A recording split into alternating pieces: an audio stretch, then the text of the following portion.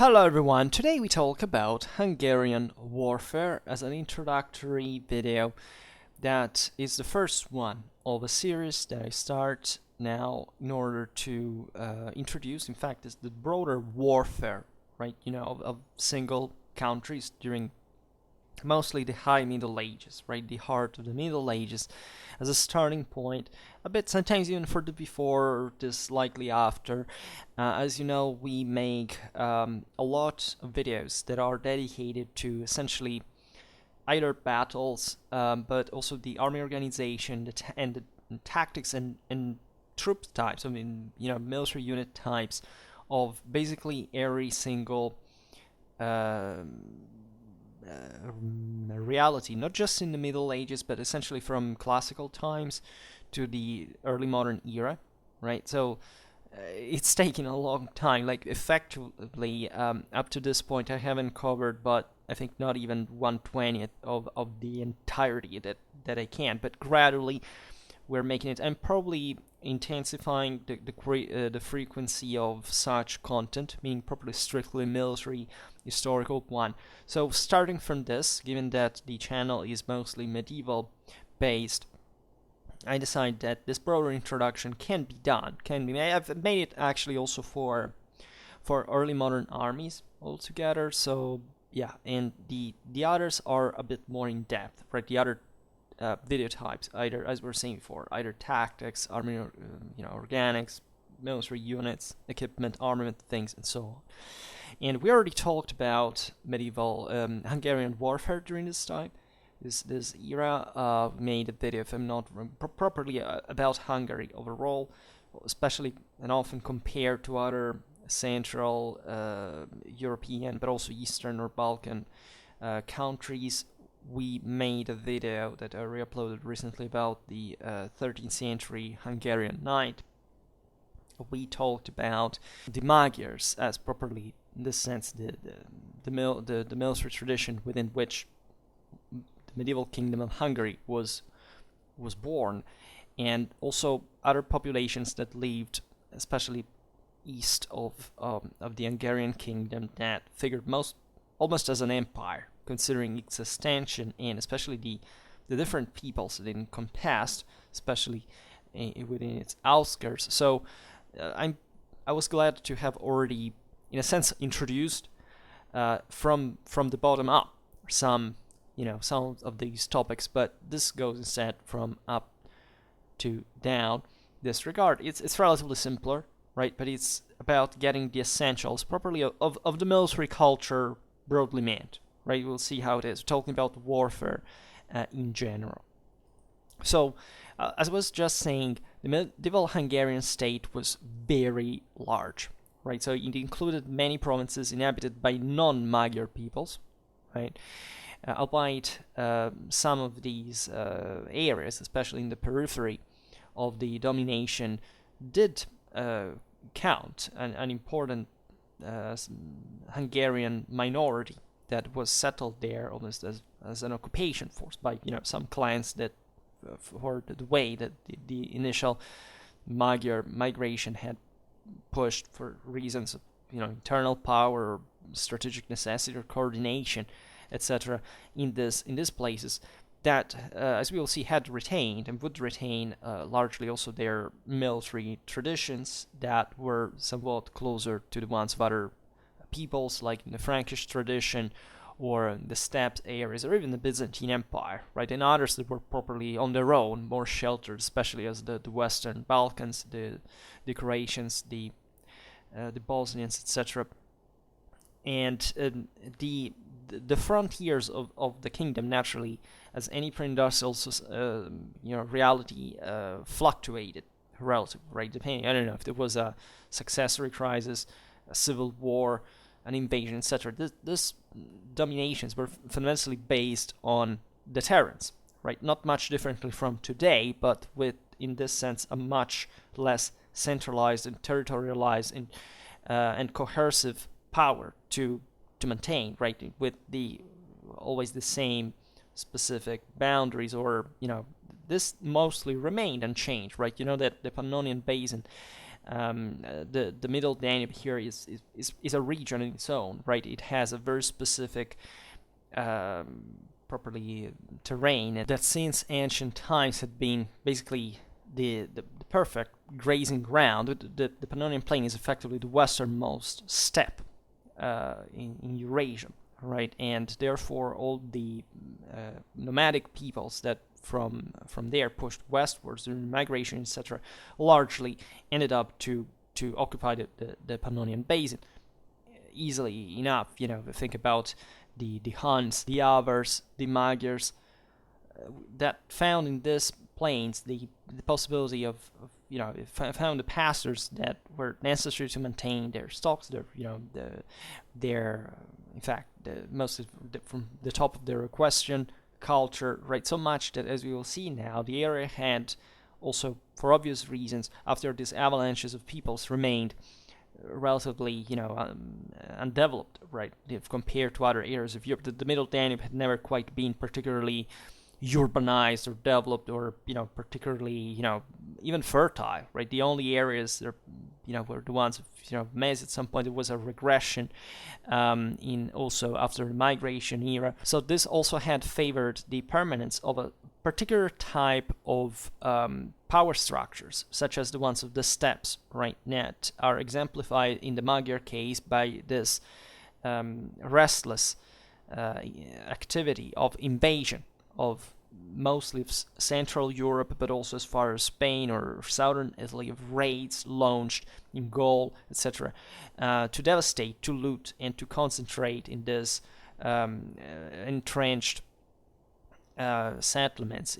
So there were some cities, of course, already at the time, fundamentally keeping on with this essentially semi-nomadic mindset and lifestyle that, in fact, until the final defeat of the same raids, wouldn't turn into something more stable or formal in terms of political institutional development of a monarchy, right? Also because all these clans had been initially somewhat autonomous, right? This was typical of the steppes confederacies that were essentially a federation of peoples that had maintained more or less the same prerogatives as a broader alliance within the group, right? And that just would carry out this lives to share the loot and to have each own their own due without interfering with one another. But settlement, the gradual enrichment of these areas alongside the broader development of European demographics and economy at the time, naturally the influence of important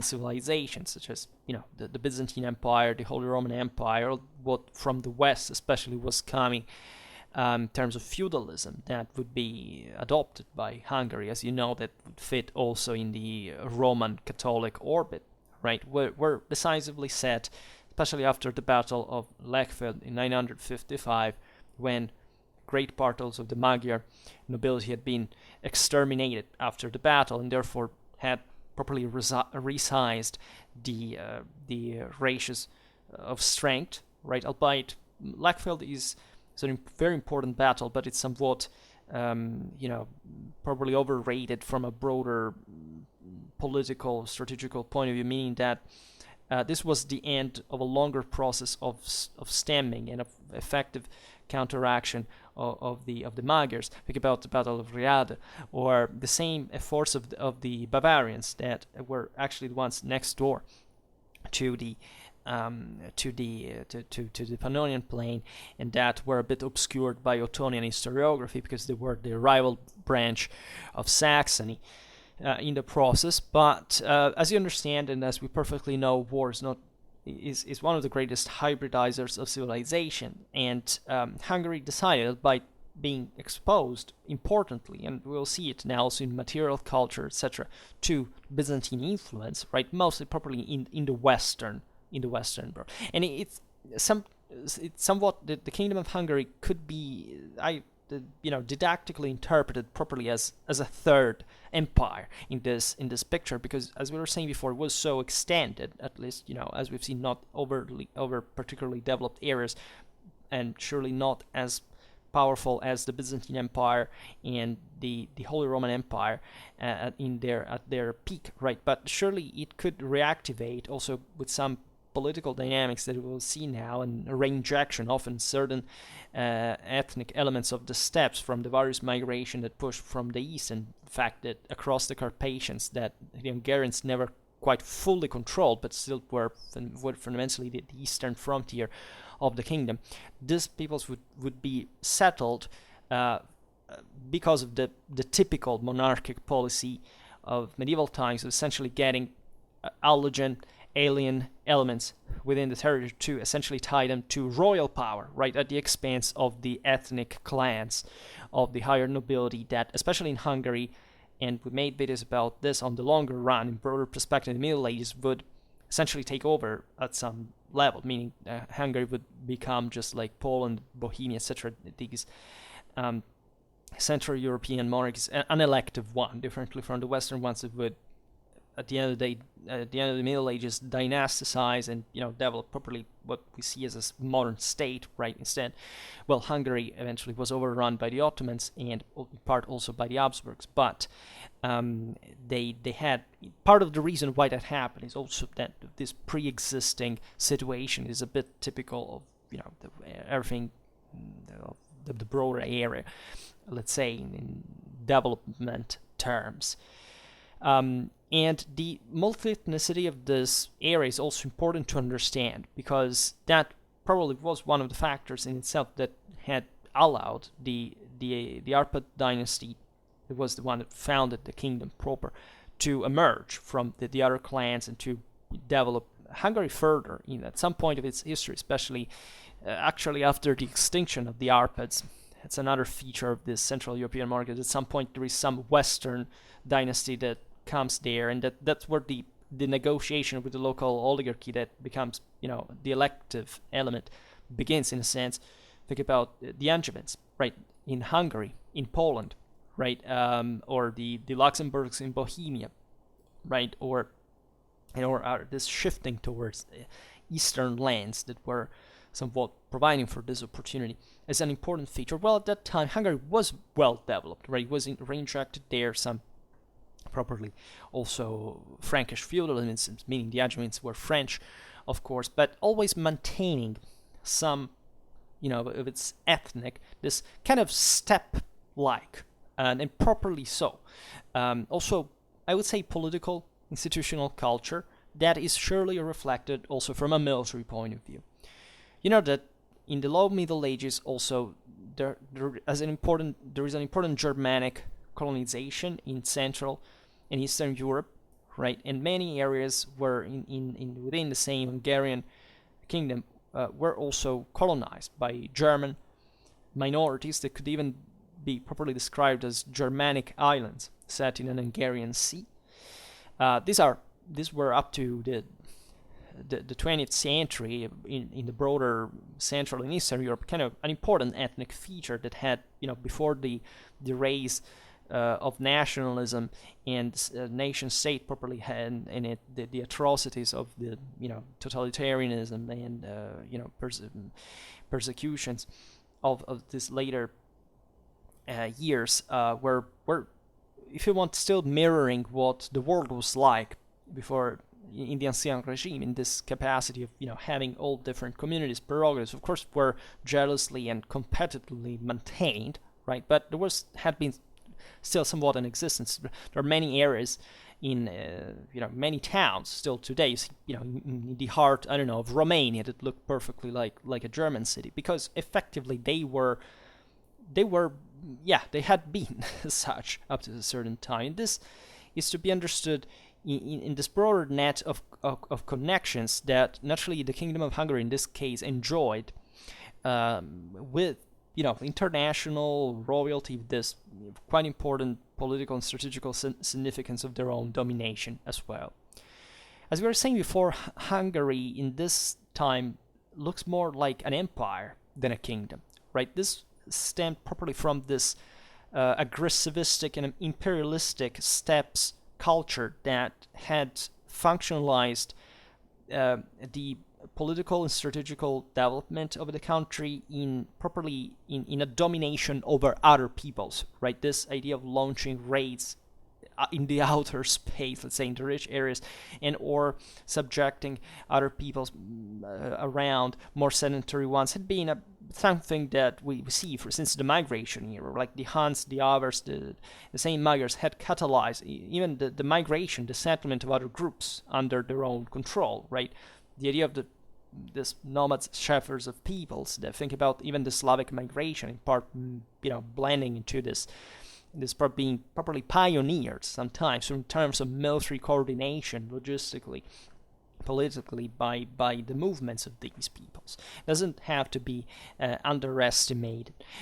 But the difference, the ethnic differences are still present, still visible, even in the armament, as you'll see now. The most important non-Magyar regions in the kingdom were Transylvania, which had this basically Hungarian, Romanian, and German population, and Zips, that would be their Slovakia, Ruthenia, fundamentally Croatia, Bosnia, Temesvar, that would be today's northern Serbia practically, northern Dalmatia as well, and all these latter were essentially Slav, right? And at the time, Slavicized, whatever the ethnogenesis of these peoples had been. And this is interesting because differently from, people like the Bulgarians, right? We made a video just the other day about the first Bulgarian Empire. Eventually, in Hungary, as you know, the Slavic element wouldn't take over, right? Hungarians today still speak Ugro-Finnic, right? They have naturally a massive Slavic,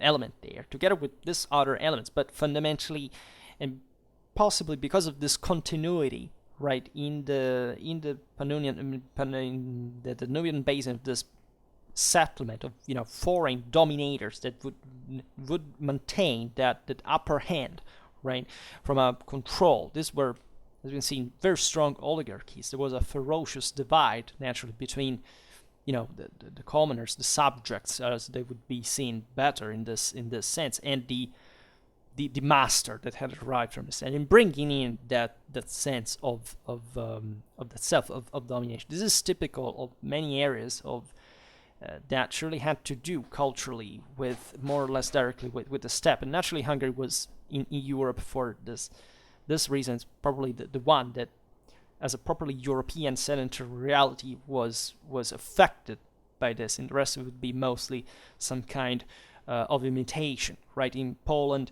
in Russia, there were similar things, but there were imitation of Tatar political models that were naturally very, very seducing for the aristocracy, because they were bringing in a culture that was much more severely repressive of the other elements of society, right? Hence Sarmatism in the Schlachta, or the radically, ferociously, and violently Mongolized culture of Russian elite after the 13th century, at the expense of basically at that point of a non-existent middle class, and so these are dynamics that radically impacted the whole history of Eastern Europe, Central Europe, and that are somewhat often overlooked, especially from a Western perspective, but not only, right? And so we will talk in other videos specifically about Croatia, Bosnia, and Dalmatia, right? Because these are, important characteristic areas on their own that deserve an attention per se, and so we will make another video about them. For today, we talk naturally about the Hungarian area from an ethnic point of view. Then to the east, naturally, there were other areas under some Hungarian suzerainty, such as Wallachia and Moldavia.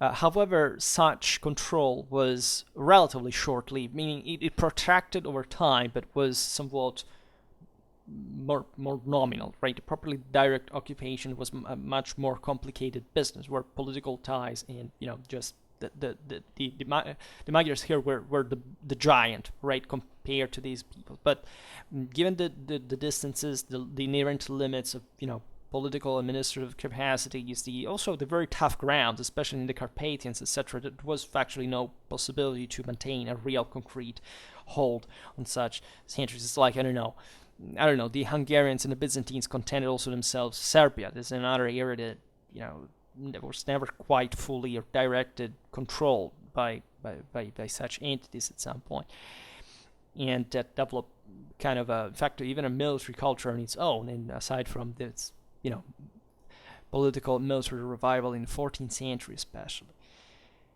and so these two Vlach Romanian principalities, especially, will be also dealt with in another video, because they fit into this broader, say, Eastern Balkan area, and that deserve also consideration on their own.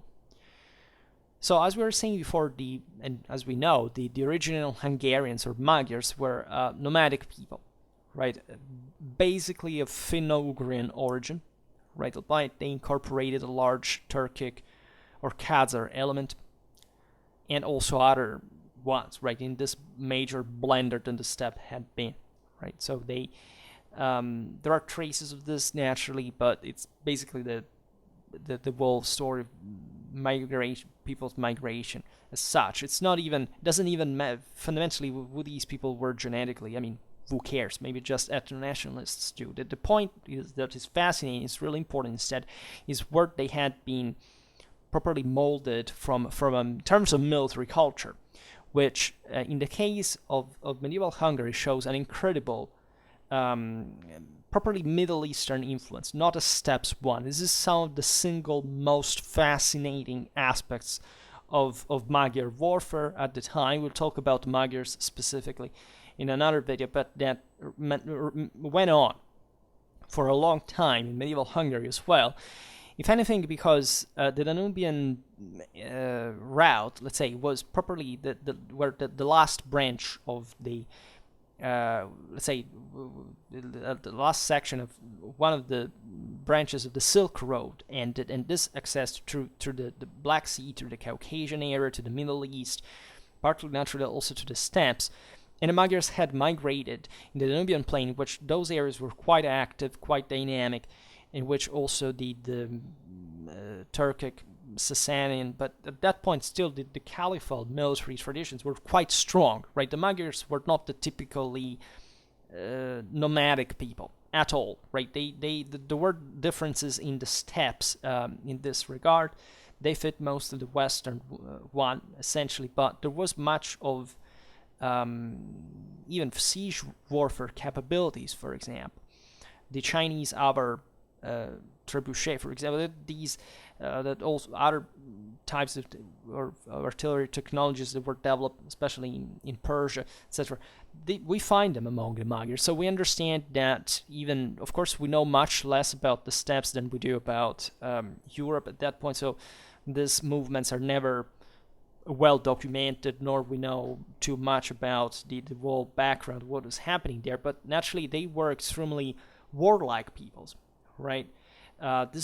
So they had a very strong and intense contact, and their semi-nomadism naturally increased this also mobility, and the fact they had seen around the world around. They fought as mercenaries, and you would find them in many areas, right? And this warlikeness is naturally reflected by the same Magyar history in Europe when they raided much of Central Europe.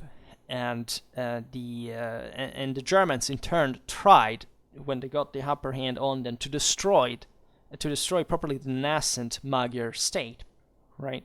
When the Magyars were defeated at Lechfeld, the Germans would have liked properly to extend further their own control in the air but at that point the Magyars had passed on the defensive. That Germany was still far from any kind of, properly continuative, stable, centralized capacity to wage war, especially in an area like that, right, where there wasn't much to profit properly in terms of civilized, let's say, acquisitions. Italy with the papacy, the city-states were a much, as politically divided and rich area, like the by far the best target ever, right? So, but there were always movements. Let's say there is this triangle even that is quite fascinating around the Nubian area between in fact, Hungary, Austria, the even Bohemia, even Poland, right? That is a bit as this corner, naturally peripheral, but part of the reason it became so because it was a frontier area. It was often subjected to military operations, campaigns, etc. So the boundaries were always relatively unstable, right? And there was this continuous relation of vicinity, etc., especially with Bavarians, etc. It would always, go at war. There is, as you know, there is not really an Eastern German border, right? Germany, in the West, it's something relatively well outlined, at least, not in the Middle Ages, not even much, but at least, at some point France begins, then you can't do that. In the East, there's none of that, and that's the reason why you find Germans scattered, in fact, all over the East and kept expanding, literally, Germanizing certain Slavic areas, like, in the same Eastern Germany today. Those were all Slavic territories, etc. So Germany had the strength on its own, for rarely coordinated in a unitary sense, but that would, however, press increasingly towards the east, and it was always a threat for the Magyars, of course. So the Magyars are clever at that point. In order to secure their position, they integrate themselves into the Christian European civilization.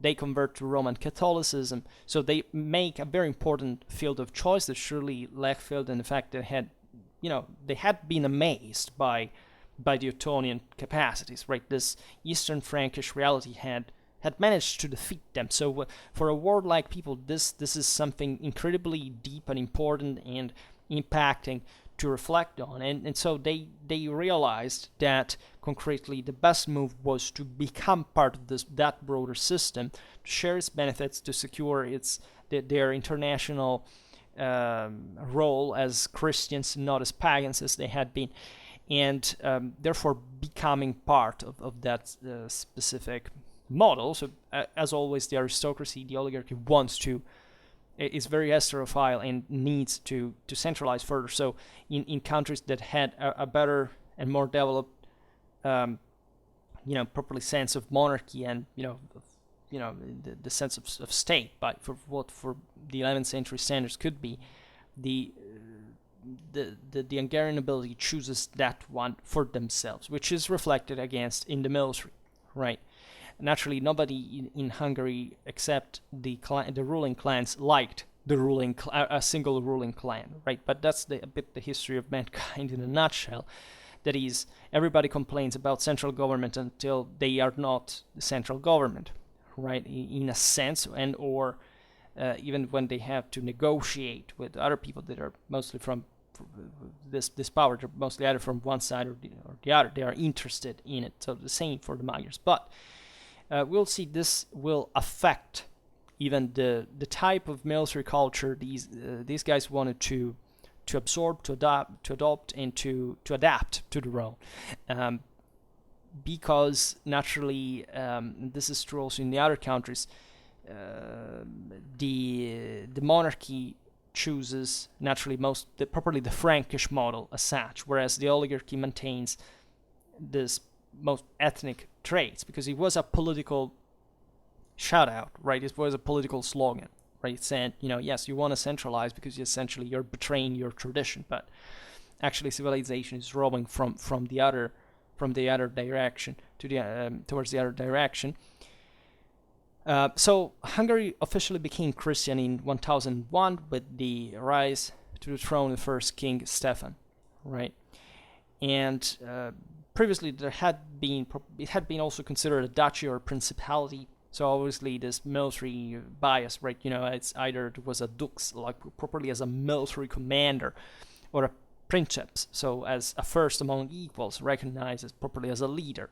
And steppes culture had naturally, for reasons of unity of command, of political cohesion, naturally being used to the idea of a single leader, but in time of war, not as a permanent civilian ruler, let's say. But naturally, the logical government at the time was exclusively through swords, right? So, and so, as a consequence, the Western European feudal institutions were introduced in Hungary, and most of the elite, because such segmentation would happen within sometimes even the retinue of the same oligarchs, right, came to adopt Western military systems and styles. Also, for the simple reason, naturally, the more powerful can afford the most updated armor. You know that, albeit very gradually here, the trend is to the heavening of the gear, of the equipment, of its expense, its cost, etc. As a fully feudal equestrian armored and also collectively trained, so even more costly system to develop. So obviously the richest elements of the elite could afford a Western panoply that would be probably the best one available around, right? The others would mostly have more difficulties with that, but that's not the problem in the broader military transformation, as naturally the Magyars had their own valid, right, system of properly of war, the proper warfare as such, right? The fact that they were defeated by the Germans at Lechfeld naturally shows how the Frankish military culture was superior to them in a way or another, right? Because fighting like with that armor reflects a political and social reality, right? That naturally was more cohesive, and as we've seen just recently and always, the more politically cohesive you are, the stronger you are, right? The Magyars, obviously, as we've seen before, in this kind of egalitarian, mostly didn't have the same level of cohesion, as they still thought there would be different clans, different tribes, or namely cohesive just what was to loot, right? In the West, the Latin Germanic world had already catalyzed, an important process of state building compared to these people. So that's where the strength is, and that had contemplated naturally a feudal elite with that heavy equipment that is just a consequence of that political compaction that starts occurring through these models also in fact in Hungary itself from this time on. And in fact, after the defeat at the hands of the Ottonians, the Magyars would remain also in the following centuries defensive along the western frontier. They wouldn't attempt anymore another invasion of Central Europe or things like these, right? This is true both for Germany, for Italy. There wasn't properly they were not interested in those areas, because they knew if they had acted like that, it would have basically gone against everybody and against the same choice that they had taken. The fact of being Catholics, for example, and properly having met with areas that were, more developed, more fortified, more, properly also difficult to, and also fragmented at the point that all of these principalities had an important capacity on their own, and they would have bogged down, right? It's a bit the same problem with the Mongols in a way, right? From say this Eastern perspective, in very different terms, obviously, but it's important that the Western frontier remains not cold, but still stable territorially, more or less, right? So the Hungarian kingdom at this point mostly started to press against its northern, southern, and eastern neighbors. This is quite fascinating because the Magyars, it's a bit like the Vikings, right? It's not that they stopped from a day to another to launch raids. It's simply that they got beaten from one side and they started, therefore, moving against the other. If you look at the same, the Vikings, Scandinavians after 1066, they get ass kicked in Britain, so what they do, they shift direction, they go to the Baltic. Well, literally from a day to another, in that sense, but they don't stop doing it. So when you look at the Magyar invasions, they did the same, right? They shifted their direction towards the east, the south. There were actually less appealing areas in strictly, as we've seen, properly wealth terms, but they were still more accessible, right? So in cost, in the cost benefit ratio, that was surely more profitable from a political and strategical point of view to expand. And following the Magyars' first occupation of the central Danubian plain, Their boundaries had rested on the crests of the Carpathians to the north, east and southeast, right? We don't know essentially even much about how effectively the Magyars had controlled certain territories, especially eastern Transylvania, etc. It's just that there was factually nobody there to counter, let's say, in a grand scale, their nominal domination, nor the Hungarians were interested in, bleeding themselves white against, in the Carpathian mountains and forests against the mountaineers.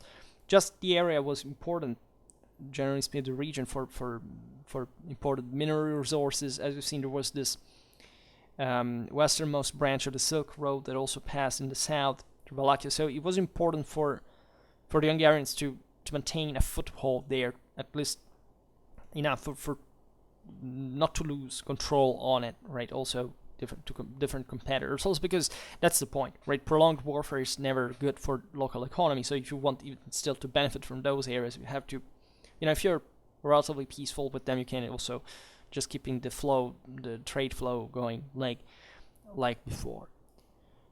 This area was inhabited by semi-nomadic black tribes at the time, with important influences from elsewhere. We made a video about black infantry just some time ago, explaining a bit the deal there. Now, south of the Danube and the Sava rivers, there was this was the frontier between Hungary and Croatian, Serbian, Bulgarian, and Byzantine territories, right? That were always quite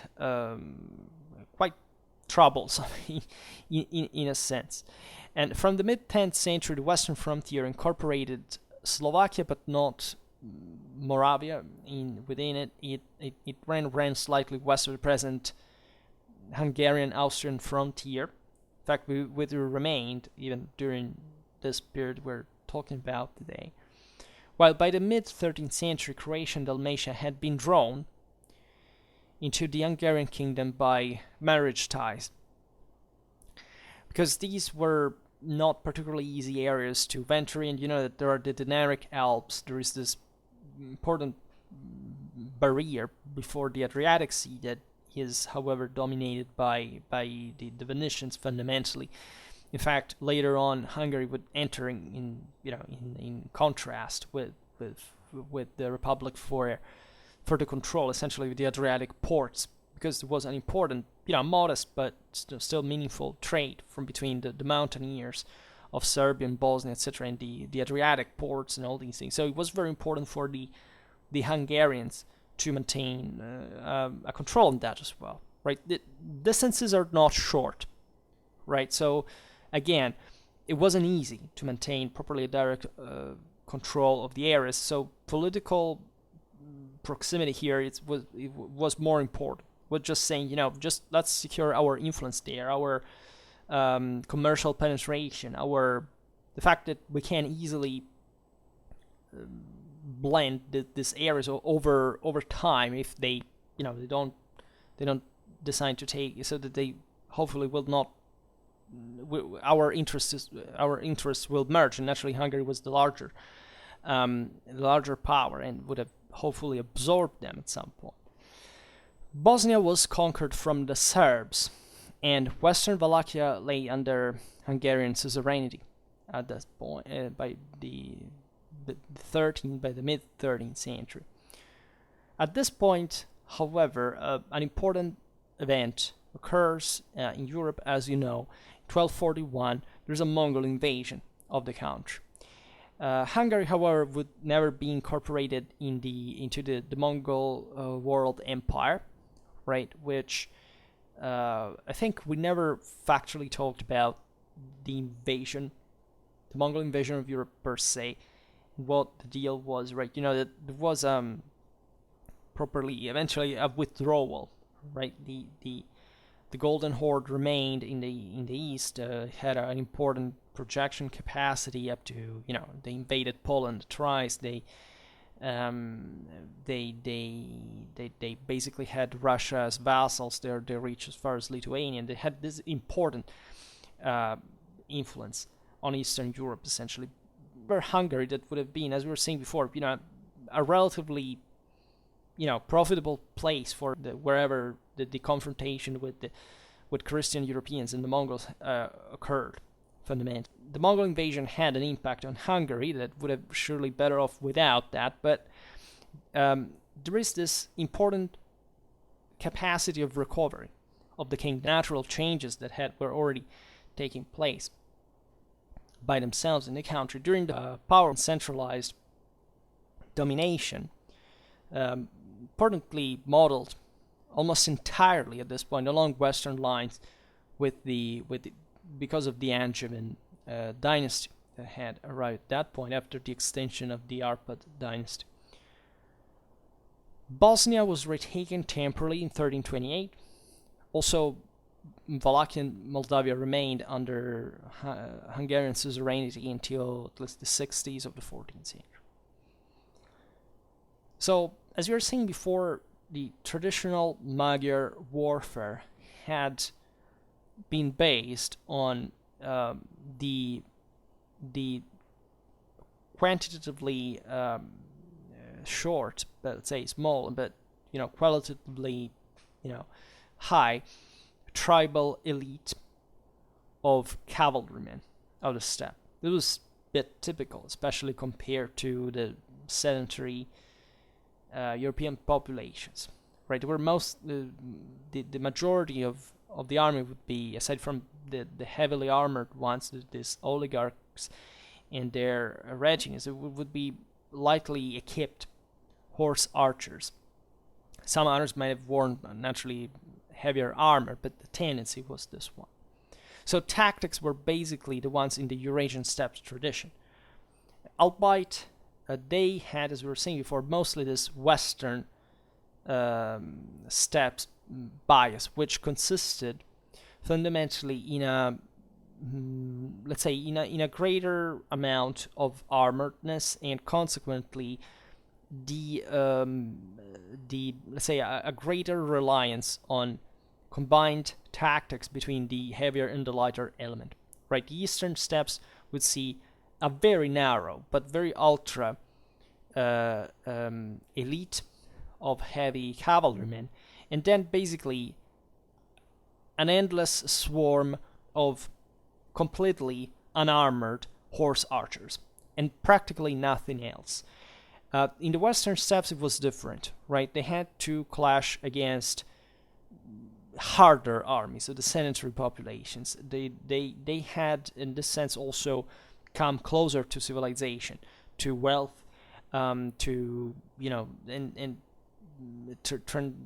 transformed accordingly, so that also that hardcore steppe ethos had been partly mitigated for the necessity of a more developed military system that had to contemplate, rather than this dramatic individual capacities, this more concerted collective effectiveness that could provide properly a hammer and anvil element on a more regular base, right? Otherwise, most people's coming from very properly from Central Asia, right, such as the Seljuks, etc., would be part of that, were much more about sending the swarm of horse archers harassing and retreating all the way up the end of the battle, until the heavy element could launch, hopefully, what was enough to be the last, the last charge to break the enemy. Right. Instead, Western Eurasian steppes tradition was much more, conventional by steppes, by sedentary standards, so that it could rely on this more, defined divisions in the battle line, this greater interaction, as we've seen, between a more balanced number of heavy and lighter troops, right, and also other capacities that are naturally not just the ones necessary for a pitched battle clash, right? And that's where, in fact, we have to observe the technological, especially in siege warfare, capabilities of the early medieval Hungarian warfare, right?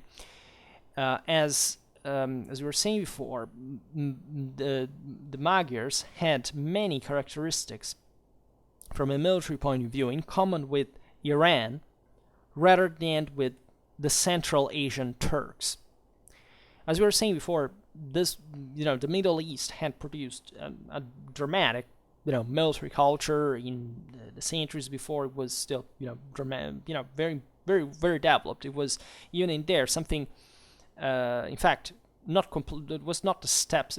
What we described in this kind of Western steppes characteristic is very similar to what you can find in Persia itself. That is not a completely sedentary country, but it's not a completely nomadic country. And there are different realities, right, in fact, within it. And the blending is similar to this, right? The same, what you see in this transformation is what had been part of the previous Sasanian, Caucasian, Byzantine, or early Islamic warfare, right, than the Turkish one. Right. For example, Magyar bows were much more similar to one of these peoples than one of the Turks. The Magyars also had quite advanced siege machinery, right? So we see that cultural as well as trade contacts with the Islamic world that at this time was pioneering such technologies was very, very important in 10th and 11th century Hungary.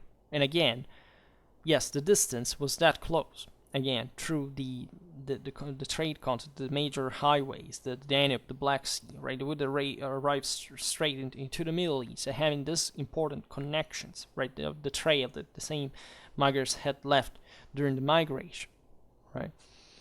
And after this, between the 10th and the 12th century, there is the first phase of westernization of Magyar warfare, right? This probably initially affected just the royal household. Mercenary troops that came from literally all Western Europe. Everybody's documented: Germans, French, English, Italians, Spanish, like literally all in, so that they could form this alternative bulwark, directly depending on royal support against the very powerful Magyar clans that didn't want, that would have prevented otherwise such means of centralization. But also the leading Hungarian barons at that point would westernize sensibly in their own gear and equipment, because of course they were against centralization in the whole country, but they were not against centralization within their own territories, right? So the same dynamics were appearing on scale also at a provincial level. Now, some sections of Magyar society, especially in the Great Plain, remained, however, tribal, and at least transient, if not strictly nomadic, well into the 12th century.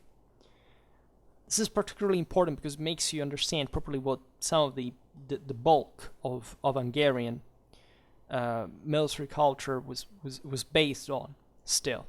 Right, the majority of people still lived in this semi-nomadic fashion for a long time. There wasn't much else to live by, right, in the Great Plain by itself. However, this was somewhat an elite compared to the majority of the subjects, who, especially in the Slav areas, had always been agricultural, right? So when many Magyars also settled down over time, naturally, right, which naturally went in parallel with the feudalization of the country and the army, because what happened is that naturally the oligarchs were becoming more powerful because they were more entrenched in their land. The steppes doesn't exist, so they can't prolong this. They had they simply seized the land. They had their right to seize the land they wanted. Right? So this had created a completely different dynamic from the one of the steppes, where it's basically just loot that makes the thing, and loot ends also at some point. It's always reinvested to make more loot and living by that, right? Always on the move, in a sense. When you have sedentarization, territorialization, naturally, if there is not also a great deal of centralization or capacity to enforce justice in in a centralized sense with the ministry, whatever. Who effectively rules are the clan leaders that do whatever the hell they want. So in fact, the majority of the freemen would naturally impoverish, increasingly more marginalized in the political process and the military process, right? And they would just mostly settle down, become sedentary, paying their dues to the landlords, and setting that process of feudalization with the concentration of an enormous amount of wealth in the hands of the fewer, and all the others working for them, and that was also in part consensual, meaning that living as a horse rider compared to be a farmer is not really so appealable in general. So that's a natural trend. Also because properly this society, once they seized the land, because that's what the nomads at the outskirts of civilized reality always do. They want the land. They want to become rich. They want to settle down. They get it, so they get it and get lazier, right?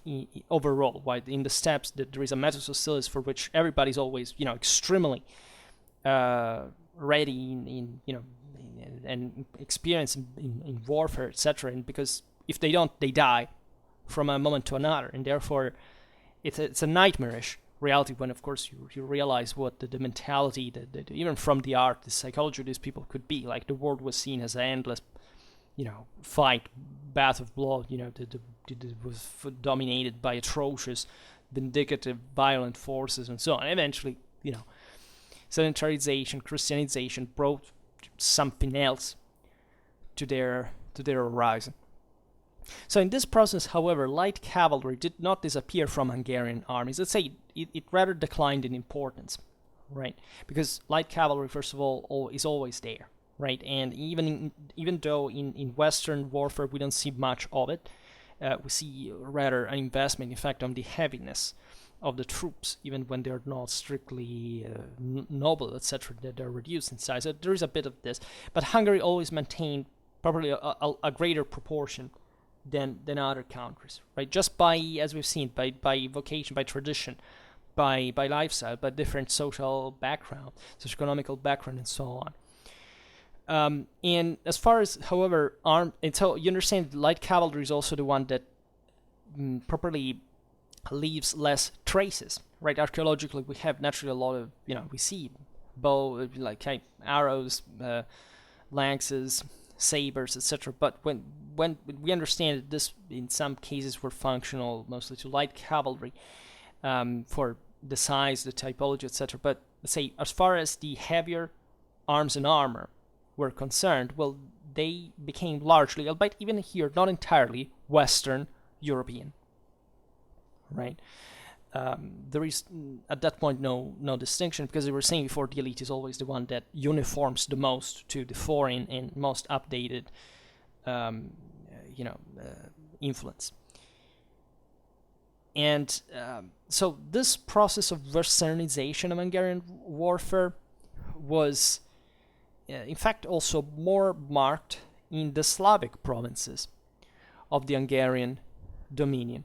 Right, because technically, these peoples had never, especially in that area, right, had never ceased to fit within the wider European tradition of Frankish influence at that point. I mean, the Western Slavs specifically, but also, the ones more influenced by the Byzantine one had already that kind of heavier character, let's say, that sedentary communities had stabilized less quickly than, say, the Central European ones that were more distant from all these nomadic movements. They had properly also received more quickly, properly more directly, feudal influence from the West, so with this greater tendency to properly the stabilization of political and territorial realities, right?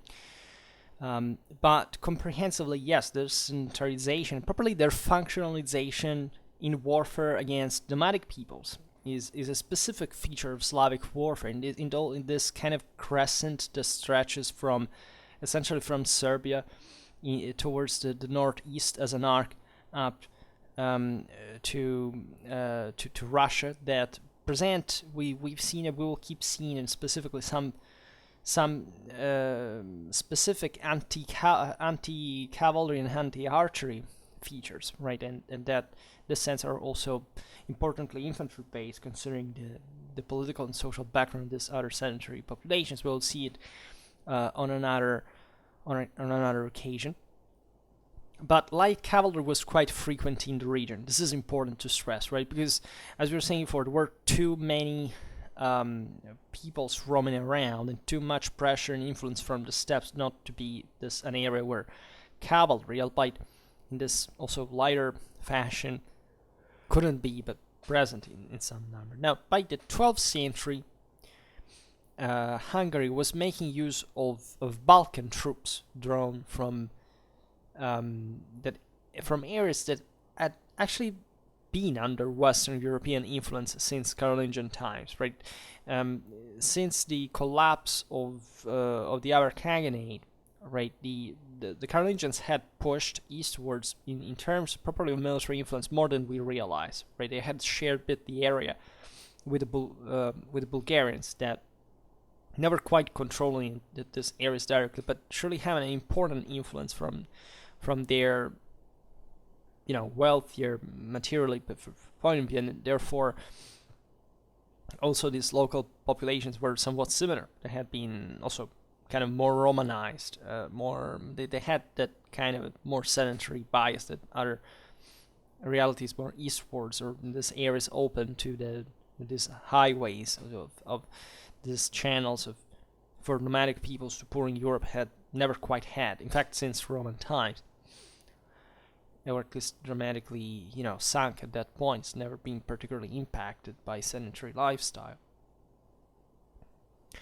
So, despite a considerable Magyar impact, right, the military traditions of a lot of these peoples, and especially the ones of the northern Carpathian mountains, remained essentially Western.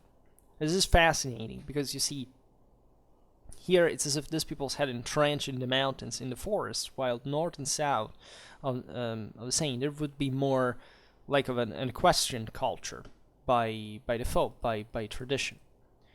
So actually the thing goes on through the same 13th and 14th centuries, because again, the region is never quite fully devoid of this dynamic. It will go on even up throughout the modern age, even the contemporary age in part, right?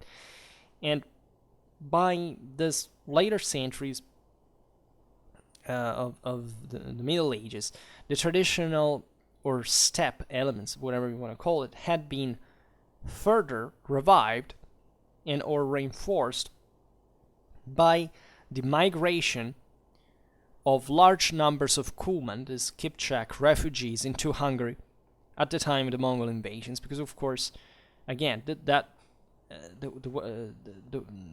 Pannonian Plain, the central Danubian Plain was at this point the normal point of reference for anybody who would have had to escape from east to west, keeping a nomadic lifestyle, because they couldn't escape in the forests or in areas inhabited by other peoples full of castles, whatever. Some did, some were settled, well, mostly in Central European areas that were also not dramatically populated. This is to be seen in Poland, etc. Even in countries like Russia, Lithuania, there had always been, Turkic elements settled, so much that the locals called them our own pagans to distinguish them eventually from the Mongols that had arrived from the outer, world in comparison. So this dialogue between these populations had always happened, also because as mercenaries, as these broader groups that live at the outskirts, as with all the medieval political fragmentation, always the thing had always been permeable. And the Cumans would be really important for the Hungarian army, because they became almost a sort of private army of kings that were properly also marrying into Cuman nobility. Think about Ladislas IV was known as the Cuman. It was half Cuman. His mother was a Cuman princess. He looked darker in all things. Well, he participated with a Cuman army, essentially to the Battle of Markfeld, very in favor of the Habsburgs against the Bohemians. And so there were a very few Hungarian nobility there, right? And this was yet another way to essentially settle an alien element again into these lands that were, as we've seen, also fit for maintaining that kind of nomadic lifestyle on the longer run. So avoiding, in a sense, also dilution in other surrounding contexts, so that the monarchy could rely on this direct bond with a community that otherwise would have been outcast and that had just as the crown as a point of reference against the dominant feudal nobility that instead hated their guts, right? And however, so the Cumans, as you know here at Kitchener, were mostly light horsemen. That's all what they were. Were very important horse archers, of course. They were at this point. Medieval warfare is very, especially in the West, is very hard. It's very, tough in properly the consistency of the ranks, etc. So it's articulated, it's tactically refined. So there is a relatively few that just light cavalry can do, but the numbers are important, properly also demographically in the country. So it was an important community on their own. Naturally, Cumans also had some tiny, heavily armored elite. And however, at this point, if we look at the Hungarian nobility military equipment, we see that they are identical to German or Italian knights, right? Literally, there is no difference whatsoever. And this is kind of obvious because by the 14th century, every Western knight looks identical, right? Not like a bit like, no, they're literally the same identical thing everywhere, right? And it's there is no difference anymore, right?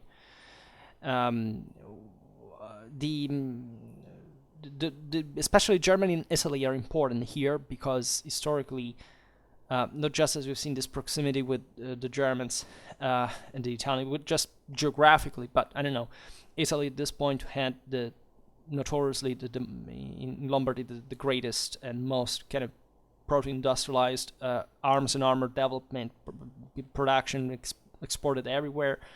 The Danubian area would be very impacted by Italian Milanese armor throughout, for example, the 15th century. Fine, these things, German influences will come later in this field en masse, at least, because of course there had always been, right? There is a lot of German stuff in Hungary that is not just from literal Germans that went there as mercenaries and are as becoming feudal lords, etc., but properly because also the same Hungarians bought German stuff.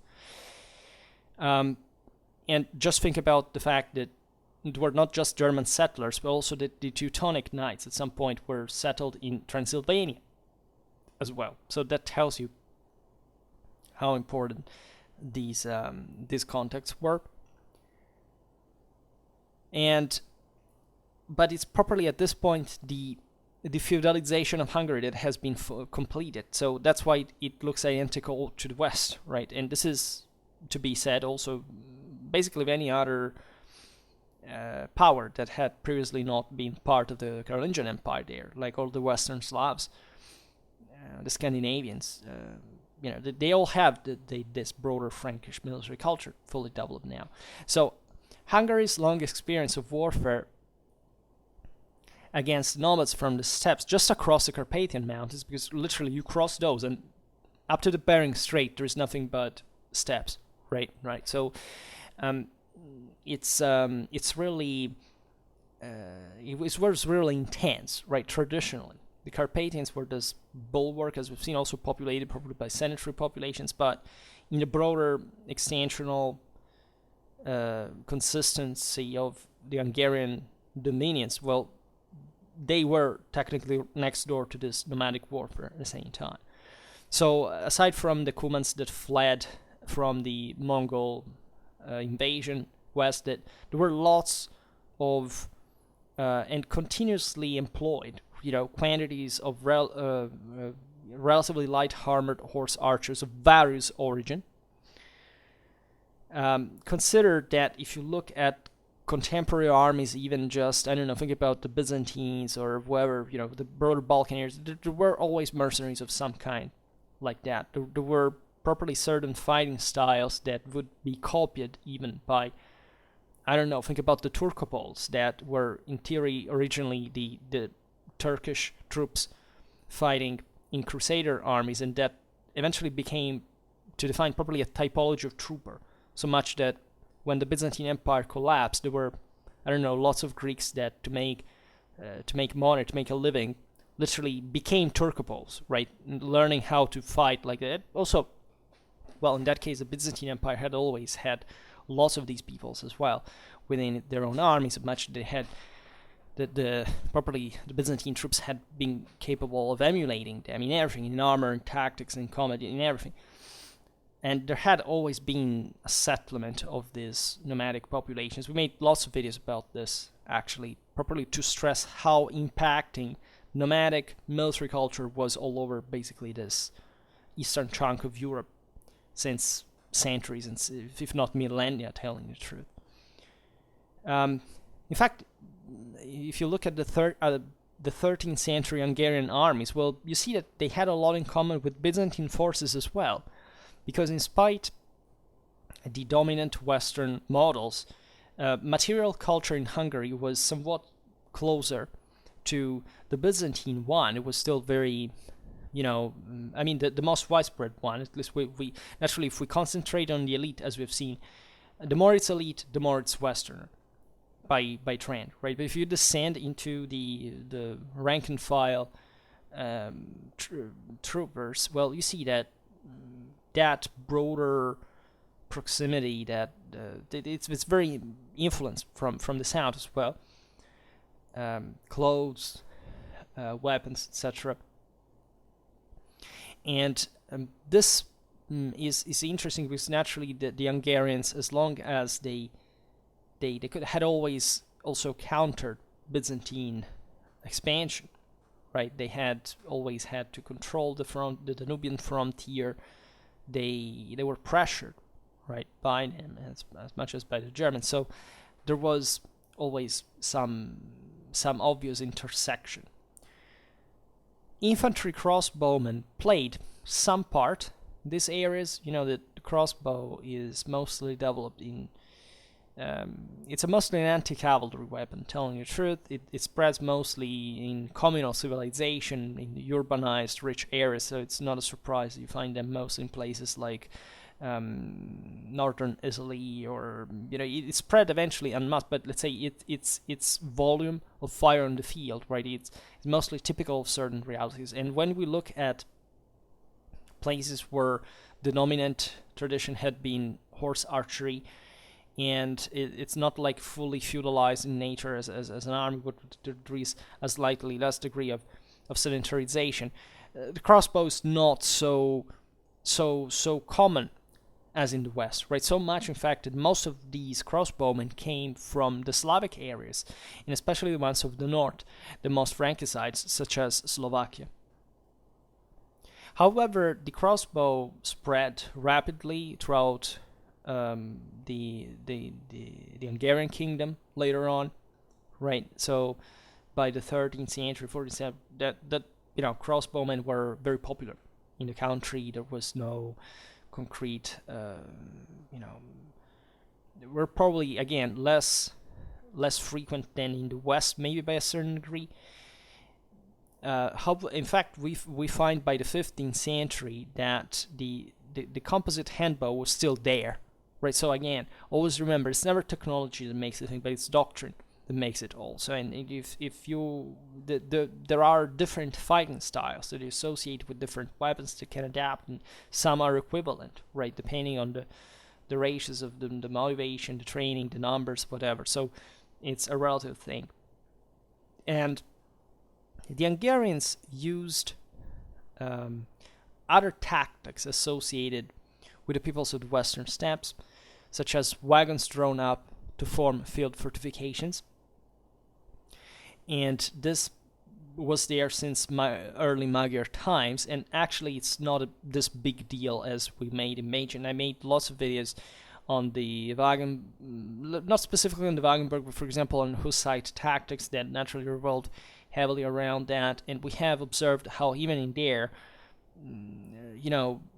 wagon forts are hardly anything even remotely conceivable as innovative or rare or special or specific. Like the Hussite tactics were very specific of a certain political and social background in areas that favored their use, that properly at some point also couldn't fight without else, that were also favored by the fact that these were regions where there was a lower development in artillery, for example, compared to Western battlefields where those forts would have been simply, turned to pieces. So there is hardly anything really modern in it. It's just how you use them. Again, technology is zero, doctrine is everything, right? So the Hussites used wagon forts in an excellent way, but again, it's not because they were special weapons or the tanks of medieval. No, that's complete rubbish, fireworks bullshit that people used to sell cheap publications. Not only they were always there, but were always used in a sort of tactical way, especially in these areas that were kind of more open, as we've seen, more nomadic. That there was this greater openness, properly, but lack of other types of natural barriers, obstacles, and so on. Naturally, the Hussite tactics are something else. Again, that was an intensified use of the same in a very in the way it was innovative, but it's not that the wagon fort has some intrinsic capacities in itself aside from the fact that it's a freaking wagon, right? And if you need to use it in certain ways, it's also because you don't quite have other stuff available that are definitely more effective. And however, it's important because not just, as you know, in the Hussite period, the Hungarians suffered, Hungarian cavalry suffered atrocious defeats against the same Hussites, but also it seems that the Hungarians made an important use of wagon forts against the Ottomans later on, albeit not with the same success. And so it's in general, however, this wagon force is mostly a steps commodity, if you want, like in the fact that it would be used so frequently in a tactical sense, because otherwise wagons were naturally always there, and we just can't track it consistently because sources are what they are. We will talk about this in detail at some point, but also again, it wasn't what made significantly a structural difference in the military quality or capacity of any army at the time. Some people say, further Eastern Hungarian influence seems, maybe an Ottoman influence at some point, right? But the point is that the Hungarians at this point hardly ever met the Ottomans face to face until the late 14th century, right? So surely the Ottomans had a lot in common with lots of peoples around, including the steppes ones, and indirectly, also the Hungarians had, but also material culture is pretty homogeneous in general, and technological potential is not this. So rather, various features of late 14th and early 15th century Ottoman military practice, such as the use of wagons as field fortification and adoption of firearms, could correspondingly be seen in turn as examples of Hungarian influence. This is important and actually more intelligent as an idea, because first of all, the Ottomans were surely, bred in this broader, obviously Turkic and also Mongolian at that point influence. But the truth is that they had received much more. They fundamentally were born within the Roman Empire. I mean, we have to be radically consistent about this because there is no other way. I mean, the other major big game influencer there was the Mamluk Sultanate, and the influence on the development of Ottoman warfare is often underestimated. And that Egypt had always kind of a more centralized and almost Western, by Islamic standards, kind of tactical balancement. This is to be seen also in the Crusades. Like the Turks, the Seljuks relied on their Central Asian, we were saying before, very, very, very tiny but very, very, very high elite of of heavily armored horsemen and literally Osins of throwaway, like literally horse archers with no kind of defense. Almost, right? This is the stereotype. And then there was actually even in there a lot of things in between. But compared to the Egyptians had already had something more like, much more infantry, for example, than cavalry at that point. So it was a completely different thing. It was more sedentary in nature.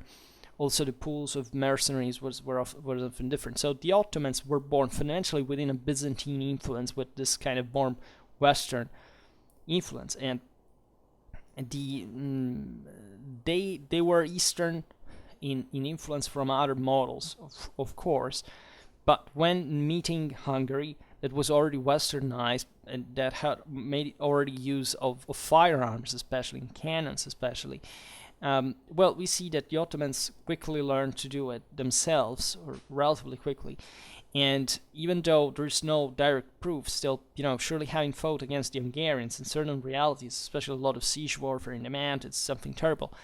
The Ottomans simply had to develop artillery on their own, right, to see that it as just, they copied from the Hungarians. It's false. Historically, it's just very childish and simplistic to think of military history as, people copy stuff from others. But surely they had to adapt to a foe that had a consistent firearm capacity, and that cannot be denied either. They weren't the only ones in that sense, though, that they had to face in that specific context. Wagon fort capacities, I don't know, but it's possible. As we've seen, the same Hungarians used it against the Ottomans. The Ottomans may have gotten something from that, but hey, they were the same ones entering at that point at the place of the Hungarians, and with all that same influence from the east, the steppes, whatever. So it's maybe too wargamistic to try to draw such sharp, neat, separate, categorizations. In any case, it's an hypothesis worth pointing out, bringing on the fore. So for now, however, we stop it here. I hope that you enjoyed this video. If you did, please share it. Otherwise, leave a like or subscribe to my channel if you're interested in my upcoming content. And for now, I thank you heartily for listening to me. I wish you a nice time and see you next time. Bye.